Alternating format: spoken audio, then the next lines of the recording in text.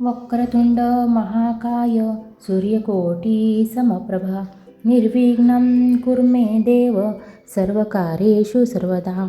ओम गणपताय नमः. मराठी वर्षातील शेवटची विनायक चतुर्थी गणपती बाप्पाला खुश करण्यासाठी आणि त्यांची कृपा मिळवण्यासाठी हे व्रत केले जाते. अशी कोणती सेवा करावी ज्याने मनातील सर्व इच्छा पूर्ण होतील आणि गणपती बाप्पाचा कृपा आशीर्वाद आपल्याला वर्षभर लाभेल, तर हेच आपण या व्हिडिओमध्ये आजच्या बघणार आहोत. त्यामुळे व्हिडिओ स्किप न करता पूर्ण बघा. नमस्कार सर्वांना. आपल्या सर्वांना माहीत आहे की गणपती ही विद्येची देवता आहे. लवकर सेवा केल्याने आपल्या इच्छा पूर्ण होतात. अशाच या देवतेला प्रसन्न करून घेण्याचा दिवस म्हणजेच विनायक चतुर्थी.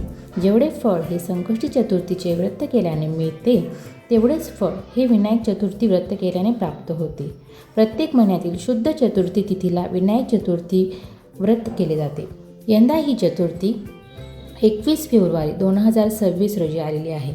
या दिवशी सकाळी लवकर उठून सुचिर्भित व्हावे, गणपतीचे पूजन करावे, गणपतीची षोडोपचारे पूजा करावी, गंध, फूल, अक्षदा आणि दुर्वा गणपतीला वाहाव्यात. शक्यतो 21 दुर्वांची जुडी गणपतीला अर्पण करावी. शुद्ध पाण्याने किंवा दुधाने गणपतीचा अभिषेक घालावा. अभिषेक घालताना अथर्व शीर्षेची 21 आवर्तने करावी व 21व्या वेळेस फलश्रुती द्यावी किंवा गणपती ओम गणपते नमः या मंत्राचा 108 वेळा आवर्जून जप करावा किंवा गणपती स्तोत्र म्हणावे.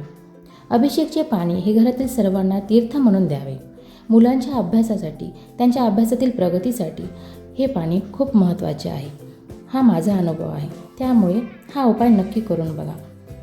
नंतर गणपतीला मनोभावे हात जोडून नमस्कार करावा आणि गणपतीची आरती करावी.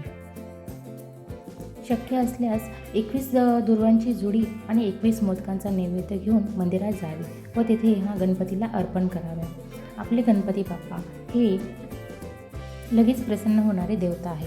त्यामुळे छोट्यातली छोटी इच्छा किंवा मोठी इच्छा गणपती बाप्पा ही लगेच पूर्ण करतात. गणपती बाप्पाचा कृपा आशीर्वाद सर्वांना लाभो हीच आजच्या दिवशी प्रार्थना. आणि व्हिडिओ आवडल्यास व्हिडिओला लाईक, शेअर आणि सबस्क्राईब करायला विसरू नका. बोला गणपती बाप्पा मोरया, मंगलमूर्ती मोरया.